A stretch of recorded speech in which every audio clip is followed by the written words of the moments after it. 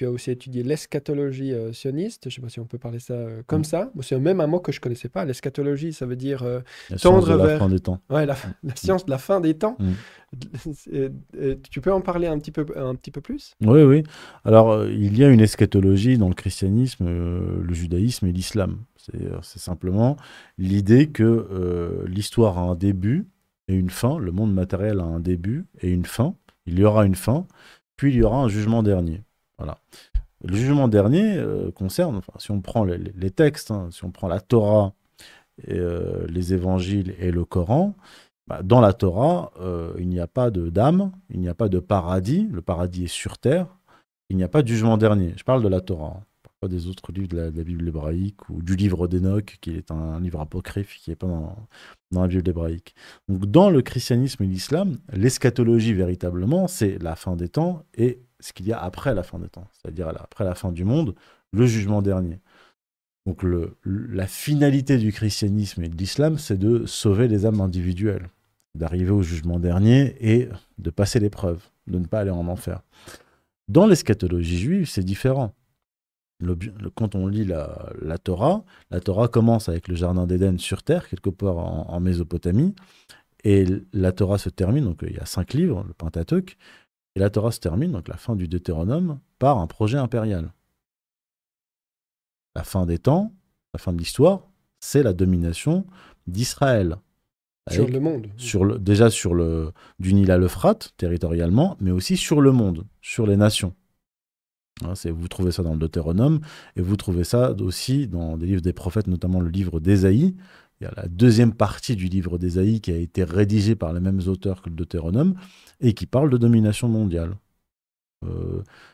Si tu obéis à mes lois, à mes commandements, donc toi, peuple d'Israël, je t'élèverai et ne t'abaisseras pas, tu seras à la tête et pas à la queue, tu prêteras de nombreuses nations et tu n'emprunteras pas. Dans le Ésaïe, la nation qui ne voudra pas se soumettre à toi sera détruite. Une sombre brume recouvre les nations, alors que sur toi, Israël, le soleil de Yahvé brille. Et donc en fait, tu suceras le lait des nations, etc., etc. Donc il y a véritablement un projet impérial. Donc l'eschatologie juive coïncide avec la domination. Et c'est cette domination impériale qu'essaye de faire advenir les dirigeants israéliens aujourd'hui. Alors là, je vais citer un dirigeant israélien pour que on comprenne que là, je ne suis pas en train de... je suis pas simplement... enfin, j'invente rien. Ehud Barak, qui a été ministre de la Défense et Premier ministre israélien, a déclaré sur LCI en avril dernier, face à Rochebin, il s'appelle comme ça le journaliste, Oui. Rochebin, qui était Darius, de son prénom, donc Darius c'est en Suisse, Rochebin, hein, c'est pour ça. Il vient de chez nous. d'accord. Et il est d'origine iranienne, Darius. Et il était estomaqué parce que Ehud Barak lui dit très tranquillement, Netanyahou est entouré de ministres messianistes et esclavagistes qui veulent le pousser à déclencher une escalade contre l'Iran pour hâter la venue du Messie. Donc il dit ça. Alors bon, moi, je travaille là-dessus depuis 10 ans. Mon premier livre sur le sujet date de 2015. On l'avait jamais entendu publiquement comme ça. Voilà. Donc toi, tu n'étais pas surpris? Non, absolument pas. J'étais pas non plus surpris quand le massacre a commencé à Gaza et que Netanyahou a déclaré publiquement, je ne sais pas si vous vous en souvenez, nous réalisons les prophéties d'Ésaïe, nous sommes le peuple de la lumière, ils sont le peuple des ténèbres. Et en fait, la réalisation des prophéties d'Ésaïe dont je vous ai parlé précédemment. Toi. Voilà, dont je t'ai parlé, vous, je vous ai parlé, voilà, dont je t'ai parlé précédemment. Donc, il s'agit de cela. C'est-à-dire, le Premier ministre israélien vous dit tranquillement, il nous dit tranquillement, on est en train de réaliser les prophéties d'Ésaïe. Sauf qu'il faut lire le livre d'Ésaïe pour savoir de quoi il s'agit. Du coup, l'avenir est sombre à ce niveau-là. Donc, tu vois une Oui. Le présent est sombre déjà. Déjà, oui, effectivement. Le présent est sombre. Pour bien des gens. Enfin, nous, ici, on est encore peu touchés. Enfin, pour ceux qui ont un peu de compassion et puis qui voient les images des atrocités quotidiennes, c'est difficile. Surtout, pour moi, l'impuissance, c'est-à-dire que faire? Oui, je peux aller aux manifestations, j'y suis souvent. Oui, je peux faire des podcasts avec des gens qui viennent mettre de la clarté sur l'innommable. Mais au-delà de ça, ça semble mal barré.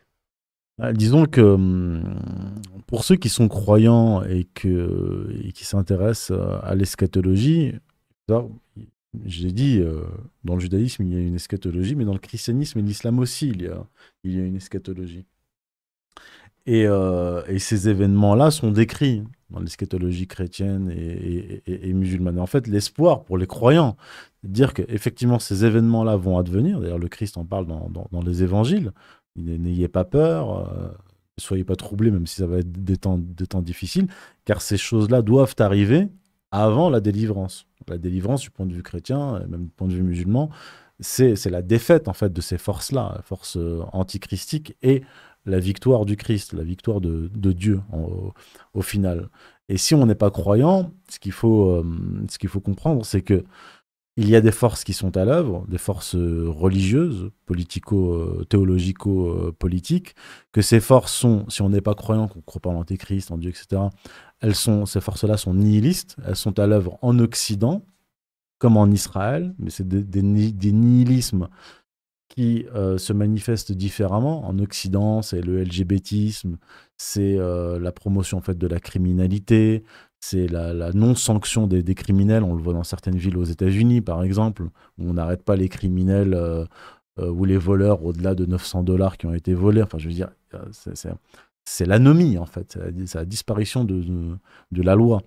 Et l'antéchrist est associé à l'anomie dans la tradition chrétienne. C'est-à-dire l'homme sans loi.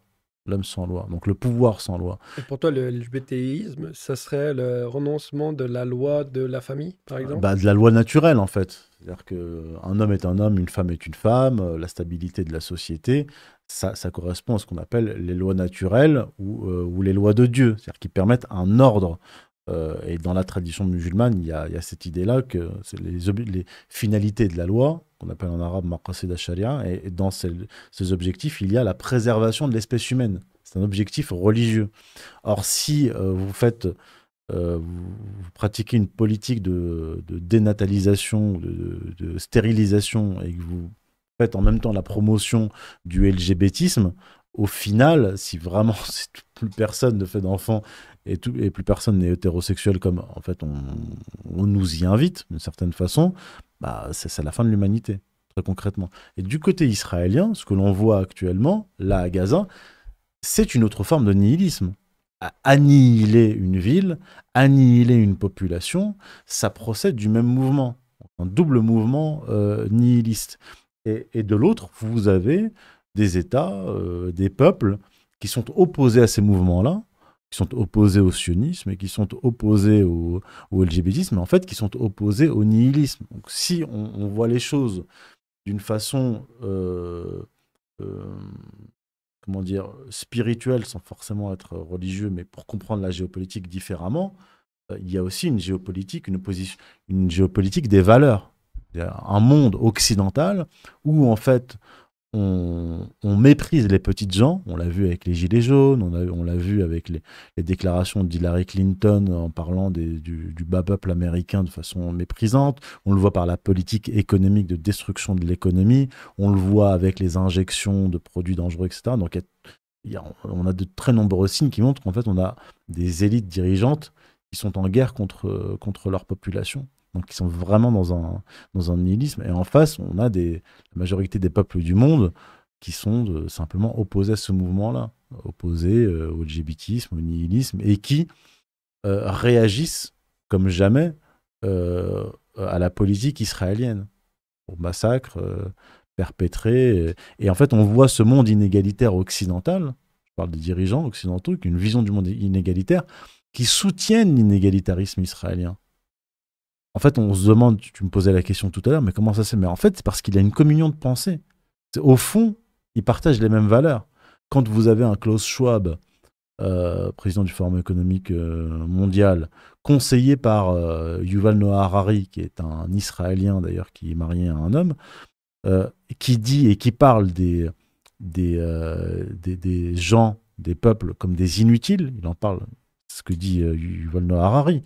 Il dit il y a Homo Deus, il y a les hommes-dieux, c'est-à-dire l'élite, et il y a les inutiles. Donc il y a vraiment... Et en plus, lui, il dit, alors c'est ça qui est frappant, il dit, Mais le contrôle de la population, etc., nous l'avons déjà expérimenté en Israël avec Gaza.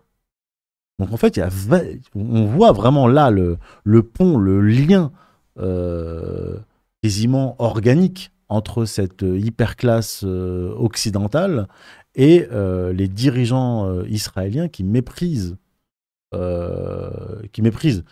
les peuples occidentaux comme ils méprisent le peuple palestinien et libanais.